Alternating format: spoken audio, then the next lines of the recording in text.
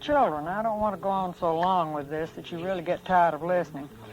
And so I'm not going to add a lot more, but I will add some, and if you want to know additional material, if you want additional material, you can either get it from my genealogical organizations or from me if I'm still in the land of the living.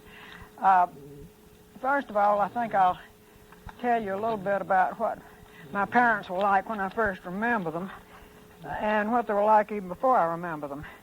My mother went to her daddy's school, Haynes McLean, and she said it was pretty bad being the head of the school's daughter. I don't know who Haynes was. McLean was what? McLean, of course. William Watson McLean, I should say.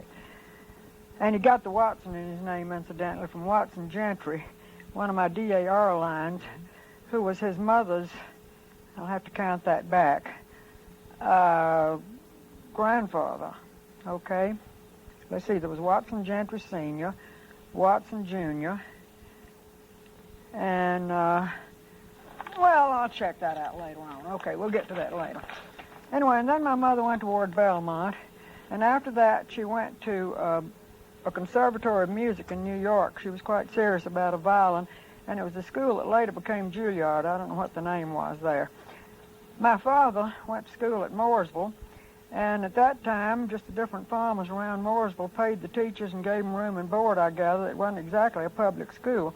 The teachers, a teacher or two, almost always lived at my grandfather Orr's, so that may have helped my father get good grades. I saw his report card when he was in about the 7th grade, and he was doing very well in taking Latin and Greek and all sorts of hard stuff. When he was 16, he went to Vanderbilt, which he just loved. He was on the track team at Vanderbilt, I think. I believe I know he was on the squad some way, maybe not the first team, and I don't know what event he ran, but I used to see his track clothes when I was little. I was born when he was still so close to school that he had things like his track shoes and his track suit stuck in a trunk, along with his army leggings and stuff like that. And he was a Kappa Sigma at Vanderbilt, and used to tell me lovely stories about life in Kissam Hall, which was the boys' dormitory. It's since been torn down. He told me how it was a U-shaped thing, and there was some rather prissy fellow who lived there, and so when he'd come in from a date or something, other boys would take a bucket of water and pour it over him as he came in the door, in the center of the U.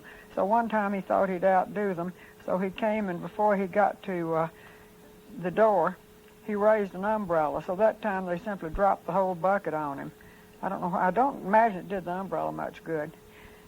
My father left school and went into the Army during World War I. Actually, I think he worked in a bank for a few months before he actually went into the Army, because I have some letters where he and Uncle Pat being actually a cousin, Margaret Gerald's daddy, were writing to each other back and forth about whether they should marry before they went into the Army and how soon they were going to be drafted. So this bank job was kind of stopgap while he sorted things out. And he did go into the Army and was stationed, never went overseas. He was in the Chemical Warfare Division and was stationed at Edgewood Arsenal in Maryland, which is where I was born. My mother says she remembers she was up visiting him or staying with him a while. She was married by then, incidentally. And they had a chemical emergency alert that nerve gas or mustard gas or something, a tank had broken and was escaping all over the community. And she says she remembers all the excitement, and I believe she said she jumped on the back of a wagon, or someone lifted on the back of a wagon to ride out of town. Even then, there weren't all that many automobiles. My parents were married, incidentally, on December 27th, 1917, in Lewisburg. And my mother did not save her wedding dress, always practical. She later cut it up and made underwear out of it, petticoats and stuff like that, which women wore at that time. When the first things I can remember, well, the very first I can remember was being at the farm, I guess.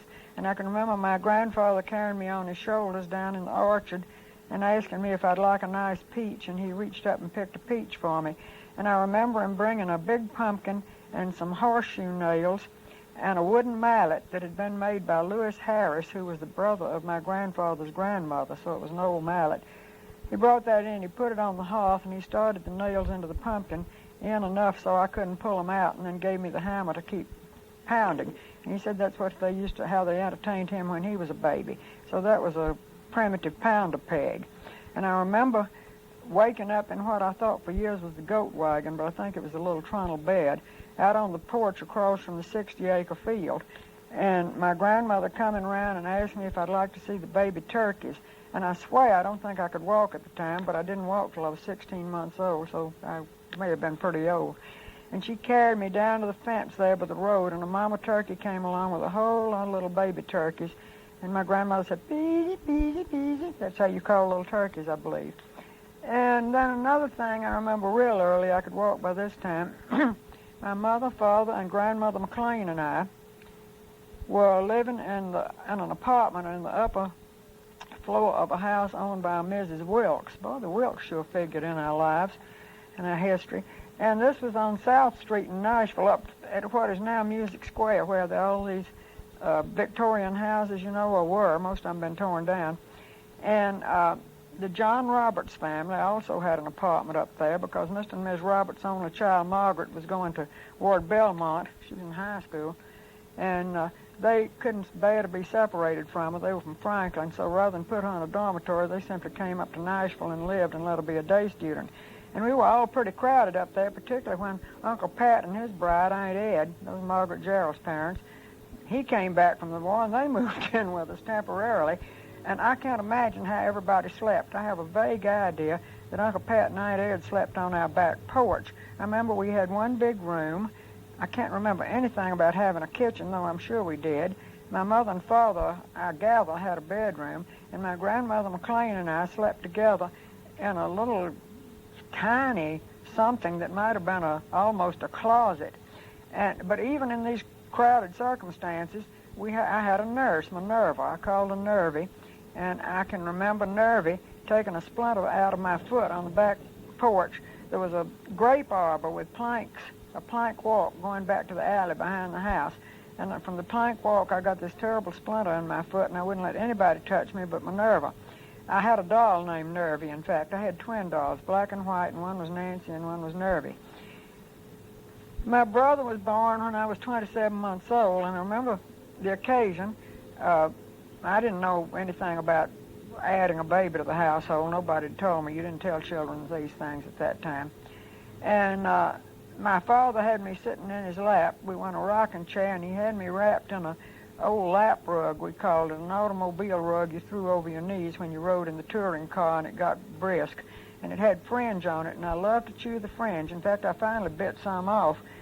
I used to chew it when we rode in the car, and I was sitting in his lap, and he was singing, "Oh, Mary, don't you weep, don't you moan," and he'd also read to me from the telephone directory. I'd ask him to read to me, and so he'd get the telephone directory and read it. And sometimes he'd recite the Iliad in Greek. And because he was young enough when I was little that he was still playful and frolicsome. And he told me that we were going over to the hospital, that I had a brother, and we were going over to see him.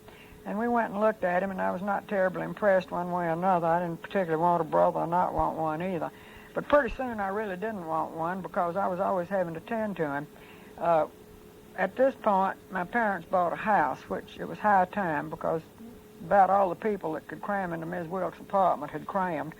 And we bought a little house in Hillsboro.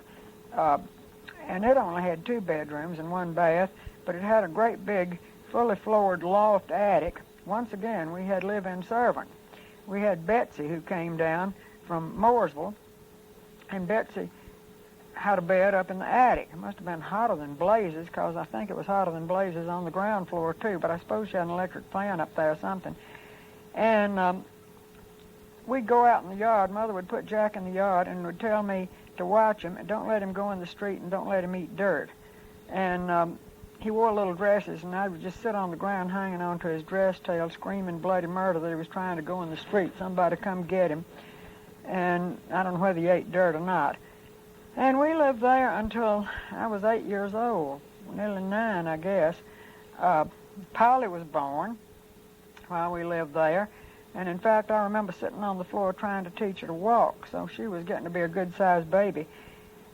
When we built a house in Belmead, and on the way to Belmead, we sold our house in Hillsboro. Well, my parents sold their house, and we had to rent a place for a month or two while our house that we were building was being finished.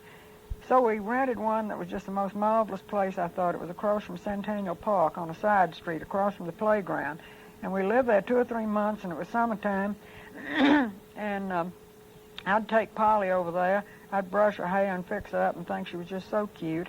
And then I'd go over and play in the playground. Now I'd be afraid to turn children loose wandering in Centennial Park, but then it was perfectly all right. And also I could go get a boat and row on the lake. They had boats there, and I learned to row, sort of. And I was also fairly near several of my friends who lived along West End Avenue and all that, so it was just a real nice place.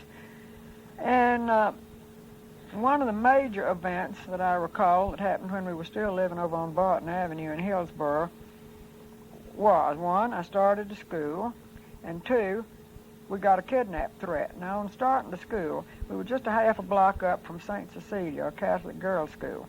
And, or was it St. Bernard? I believe it was St. Bernard. There were 2 or 3 Catholic girls' schools around. And my grandmother had very poor opinion of public school, and if you were alive now, she'd have an even poorer opinion, I guess. And she absolutely was not going to have me go to public school. Because back then it was considered indecent to ask your neighbors to pay to educate your child, just like you didn't ask them to buy your child's clothes or pay his doctor bill then. You did it yourself. So she went down to St. Bernard and tried to enroll me, but because we weren't Roman Catholic, I couldn't get in. There were too many Catholic girls going, and they just didn't have room for a Protestant. She liked that idea because it was just a block or 2 away, about a block and a half, I guess. I said a half a block. So next best was to send me to Peabody Demonstration School, which was the demonstration and experimental school of George Peabody Teachers College, and it was extremely avant-garde for its day. And it was, a mile or maybe a mile and a quarter away. But they figured I could walk that, so they didn't have school buses, needless to say. So I was enrolled at Peabody, and the very first day of school, I walked in with a little girl named Ann Howe. I remember it really well. She had a rubber band around part of her hair, tying it up in a little pigtail thing on top of her head to keep it out of her eyes, and she had on a pongee dress, and she had on a little ivory pin carved like a rose. And she is now Mrs. Josh Billings and lives in Nashville, and until we got grown and parted company, we were just good friends. She went down to Mooresville to visit with me, and she went to Cornersville to visit Bill McKibben, and I practically lived at the house, and her brother Billy taught me to smoke and all that. So I went to Peabody, and it was an avant-garde school. We started French in the 4th grade. I was 8 at the time. And at that time, they didn't teach children foreign languages when they were little, and then if they taught them something, it was Greek or Latin often. But we started French, taught by a French woman, a Mrs. Weiss, who had married a World War I soldier. And she would come in and conduct the classes completely in French, and so I actually learned quite a lot. And we did that clear through school. And then, what else did we do? Oh, in the 1st grade, we learned arithmetic by having a businesses we operated. We had little stores made out of orange crates, and you could open whatever kind of business you wanted, and you could make the little stuff you sold out of modeling clay or whatever, and our money was paper money. I mean paper. It was made out of cardboard, little cardboard nickels and dimes, and we learned to make change, and by the end of the 1st grade, really, we could all do quite a bit of math. I never did learn to multiply, though, because they learned the multiplication table in the 3rd grade, and Ann Howe and I skipped the 3rd grade. We were so rambunctious in the 2nd grade that the demonstration school sent us over to Peabody Teachers College to be tested to see what was wrong with us. And the results were, they said that we were just bored silly and didn't have enough work to keep our minds occupied, and that we should be put in the 4th grade. And then that would give us something to concentrate on, which, believe me, it certainly did. That's why I happened to be 8 years old when Mrs. Wise started teaching the French. I was shortly 9, though. I wasn't 8 all the way through the 4th grade. Now, the other thing, what did I say was the other impressive thing? Oh, the kidnap. Oh, yeah, well, I'll wind this up about Peabody. Mother, having gone to Ward Belmont, which was a highly respected girls' school, said I had to go to Ward Belmont for at least 1 year, and if I didn't like it, I could change. So in the 7th grade, Ann Howe and I opted to go toward Belmont, and we went over there 7th, 8th, 9th, and 10th grades, and then I said I'm going back to Peabody, which I did, and which Ann did, in fact. She skipped another grade when she got back. She was smart. But she didn't ever go to college then. Anyway, I don't think. Back to the kidnap. My father was with a bank, and during the Depression there were foreclosures, and it was a really hard period for people. And though he personally wasn't deciding what should be foreclosed and what shouldn't, he often was blamed by people. And I believe that's the reason we got the kidnap threat. And it was a serious one. I remember the police came out to the house and everything. And my father stood in the kitchen one night behind our stove. That's when stoves were tall things, had an oven up on top. He stood behind the stove with a sawed-off shotgun all night because he thought we were going to have someone get us. Now, since the police had come, I don't know why he had to be so personally involved, but Mother made my brother and me, I guess Polly hadn't been born, get under the bed and lie under the bed nearly all night. In case kidnappers came, they wouldn't find us. Mother had real strange notions about protecting us. Polio, at that time called infantile paralysis, was rampant in the summer times. And in fact, a cousin, Nancy McLean, died of polio. And so when they had a polio outbreak in Franklin and we were going down to Mooresville, Mother would make us hold our breaths while we went through Franklin for fear we'd breathe in a polio germ. And it's a wonder we didn't turn blue and die. I often thought I was going to, because not breathing all the way through Franklin was just terrible. And going down to Mooresville was almost an all-day trip. You were on dirt road a lot of the way. We'd have to take a break and go to the bathroom and drink water. We didn't eat on the way. That was no-no. Well, I don't guess we could afford it, maybe. Sometimes we got as far as Columbia, and then we would stop and go into the hotel there, and everybody go to the bathroom and get their drinks of water. Or if we were going another route, we'd sometimes stop at Governor Henry Horton's place. Governor Horton's wife was called Cousin Addie or somebody, cousin whatever her name was, by my grandmother McLean, so I gather we were connected with her in some fashion. Governor Horton was impeached and convicted, I think. I'm not sure. Gene White of Tennessee says I imagine that, but I don't imagine it. I'm almost sure that's true. And Horton Park is on the site of his former home. The family had to give it to the state for taxes. It was a sad thing, and it's too bad they didn't save his house. But that was part of the lifestyle. I don't really know that you want to hear any more about my life and times. Exactly. Well, I'll explain how I went to Bessemer, Alabama when I was about a senior in high school, I guess. My father began job shopping, or began to get offers. I think he was offered the job of president of the bank in Columbia, or Pulaski, somewhere. And I didn't much want to move down there, but I didn't really object a lot because I knew girls and boys down there, and it would have been okay, I suppose. And I don't know what happened that he didn't do that. But instead, at about that time, he and Charlie Phillips, Charlie was married to one of Uncle Bruford's daughters, his daughter Mary. And he lived in Birmingham, had for years. And Charlie, in fact, he was Mayor Phillips' daddy. I mentioned Mayor Phillips earlier. And my father invested in a wholesale gas and oil business based in Bessemer, Alabama. And the idea was my father would be the non-operative partner, just with money in it and getting his cut, I suppose. And Charlie was going to run the thing. Well, it turned out Charlie just was really, really making a botch, that it was going down the drain badly. So my father bought Charlie out, I suppose, and maybe Charlie gave him what was left of his share. I don't know how that worked. And announced we were moving to Bessemer. Well, I almost died. I thought if I had to move to Bessemer, Alabama, I just would kill myself, because here I was, 17 or so. I'd seen Bessemer once. I was down in Birmingham visiting Mayor Phillips, and a boy who went to the University of Alabama that summer, Herbert Rogers of Phi Delta Theta, asked me if I wanted to ride to Tuscaloosa with him for the day. He had to go pick up some books or do something he'd left down there. So I said, sure. And as we rode through this awful-looking town, Bessemer, Alabama, I said, this is the worst-looking place I have ever seen in all my life. What is it called? He said, Bessemer. Well, when I heard this is the place to which we were moving, I didn't think I could stand it. However, we moved, and I had a wonderful time. I just loved Bessemer. Roger may be able to remember it a little bit. Mother's house up in Lakewood. Had lots of friends in Bessemer. I still have friends from Bessemer. Had we not moved to Bessemer, Polly would never have married George Terry, because how she met him, she was home from the University of Alabama when one of his cousins who lived in Bessemer was getting married.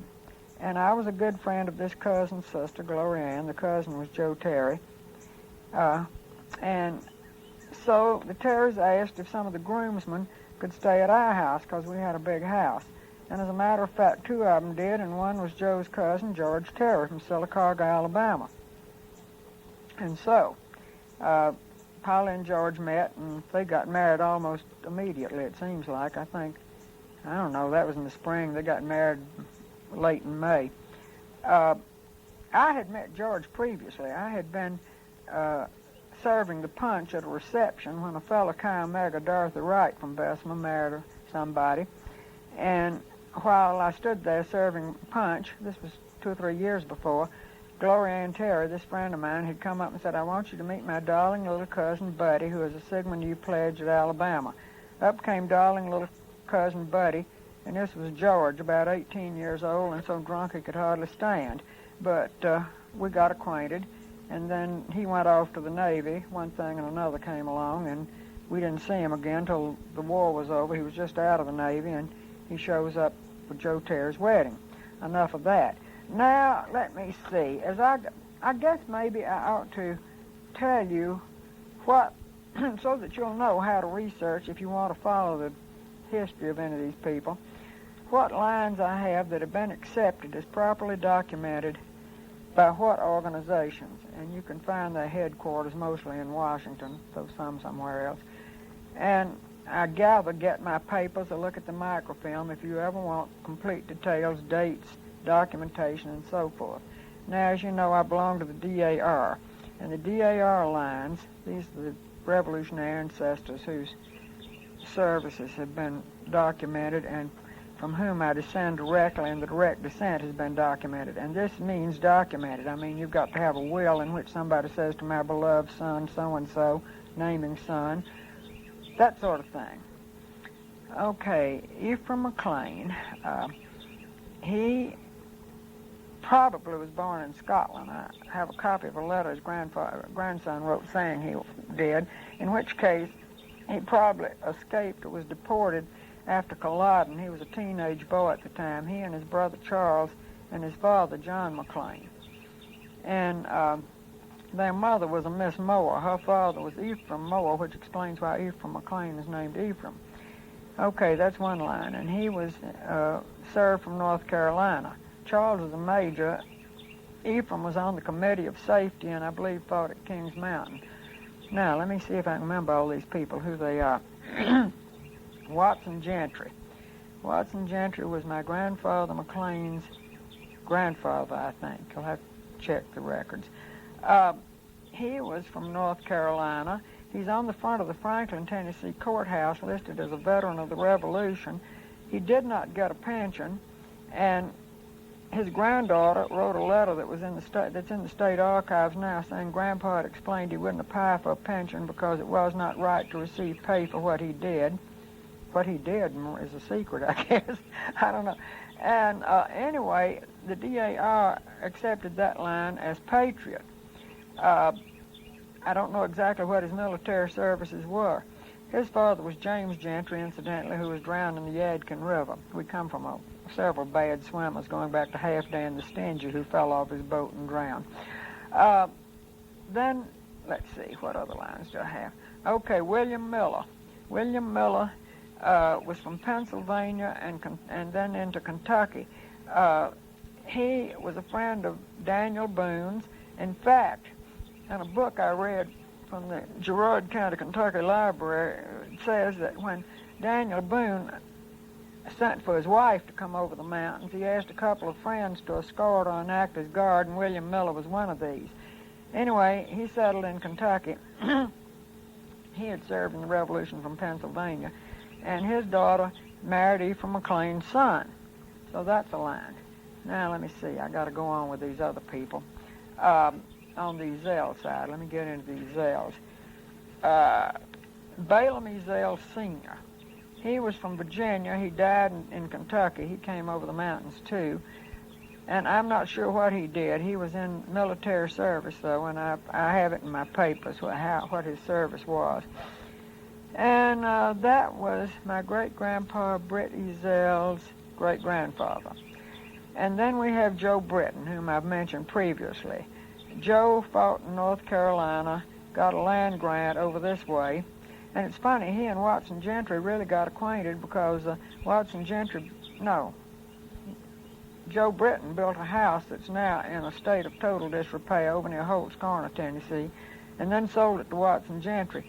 And Joe Britton is buried up on a man's farm near Holt's Corner in the high weeds. Susan and Hank and Katie have been up there, but they might never be able to find him again. And then we have Richard Reynolds. He was from Virginia, and he was and his son, Spencer Reynolds, went down to North Georgia, and then his son, Reuben Reynolds, in fact, Spencer and family, then moved up to Williamson County. And he's buried over yonder in Williamson County. Now, where Richard's buried, I'm not sure. Richard was my great-grandma, Sarah Jane Reynolds. Let me see, what was he? He was her great-grandfather. Okay, now where else? Isaac Gillespie. Isaac Gillespie was from Rowan County, North Carolina, and he wound up in Middle Tennessee. He's buried over in Williamson County, and he served in the Revolution, I gather in combat, and his daughter, Mary Ann Gillespie, married Richard Reynolds. Gosh, was his grandson, Reuben Reynolds. And then his father also was in the Revolution, Thomas Gillespie. So those are two lines right there. And these, as I say, have all been accepted and documented and everything else. And then we have, I'm sure I'm leaving out some of these people, but I don't suppose you're too concerned about it. William Orr, for heaven's sakes. I mentioned him before, from North Carolina, he who had the whiskey at his funeral. And he married Catherine Walker. And her father was Philip Walker and her mother Janet Walker. And all of them wound up around Nashville because Janet Walker's will is probated in Nashville. And Philip Walker leaves a path a mile wide where he was wheeling and dealing. Actually, he was a land speculator. He'd buy up Revolutionary War grants. A lot of young men who got a land grant for services in the Revolution and who lived in Virginia or Pennsylvania or some civilized place had no idea of going over the mountains to try to settle this claim, that it was too dangerous, too hard, and they just didn't want to do it. So they'd sell their grant to somebody, probably at a cut rate, and then he might sell it to somebody who was not so cowardly or not so lazy and was willing to go to Tennessee or Kentucky or wherever you had to go to claim your land. Let me see who else. I think I'm about to forget somebody. I'm sure I am. Well, whoever they are, I guess the DAR can tell you about all these people. Now, I belong to the United Daughters of the Confederacy on two lines. Britton Ezell was in the Confederate Army, and so was Thomas Orr. Thomas Orr being my grandfather Orr's father. Now, Thomas was not in terribly long. I do have the fact that he answered President roll call once, and I don't know how long he had to stay in or how he got out or what happened to him. And Dick Stone told me he remembered hearing how Miss Minerva, Thomas's wife, and Dick's mother went in a buggy over to camp at Tullahoma to take cake to their respective husbands. So they were sending goodies to the troops even then. And then, let's see, so I belong to the UDC on that line. I belong to the Daughters of 1812 on two lines. Joe Britton and Ephraim McLean, of all things. Joe Britton, who had served as a private in the Revolution and then survived that and was a fairly old man when he was living over here, joined the Army again as a lieutenant and fought in the War of 1812. He was a fighting fool. He really enjoyed a battle. And then Ephraim McLean counted for the War of 1812 because he was in the Kentucky State Legislature at the time, a very old guy by that time, I'd think, because he wasn't too young in the Revolution. But if somebody was in government at the time of a war, that counted too. And then, let's see, I belong to the 17th century colonial dames by way of the Harris line. Now, my grandfather always said that any meanness we got into, it was the mean Harris blood coming out, that they had a real mean streak, and he'd also refer to that common Harris blood. And his grandmother was Elizabeth Harris, and she was the second wife of John Vincent, and she was the mother of Minerva Vincent, who was my grandfather's mother. Her father was Gideon Harris. That brings up another DAR line. I'll come to that in a minute. We'll not go down the entire Harris line, but they descended from one Captain Thomas Harris, who was an investor in the Virginia Company, and then came to Virginia. He and his uncle Thomas Smith, who was Queen Elizabeth I's ambassador to Paris, they invested in the Virginia Company, and then Thomas Harris came to Virginia to look in and see what in the world he'd bought here with his money, and he liked it so well he stayed. And he was in the House of Burgesses in Virginia, as was his son, and both held commissions in the Virginia National, well, it wouldn't be the state militia or whatever they had at the time. And so that qualifies for the 17th century colonial dames because this was in the 1600s, and to join that you have to be of documented descent from somebody who held office in the colonies before 1700. And both these people did. And also, through Captain Thomas, I belong to the Plantagenet Society and the Magna Carta Dames. Now, the Magna Carta Dames are people who can prove direct legitimate descent from any of the barons of Runnymede, who made King John sign the Magna Carta.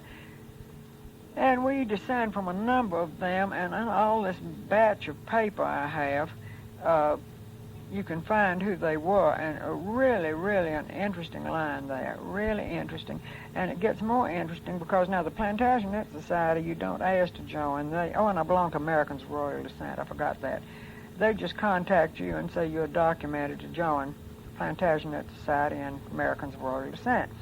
And we qualify for that because the Harrises had intermarried with descendants of the Plantagenets. So that takes us on back just forever. It's really embarrassing to say you descend from Charlemagne. That's kind of funny. But actually, I believe we do. Not to mention Eleanor of Aquitaine and Edward Longshanks and all sorts, and bad King John. Let's not forget him. Polly says she hopes that Plantagenet line that blood has thinned out by the time it gets to us, if there's anything in genetics, because that probably explains why my grandfather referred to them as common and mean, because they're the ones that come from the Plantagenets. And the Plantagenets used to boast that they came from the devil, that they, according to a family legend, had an ancestress who was a witch, and when she was in church and they elevated the host during Mass, she disappeared in a puff of smoke. So we'll see about that. Now, I was going to mention one more DAR line.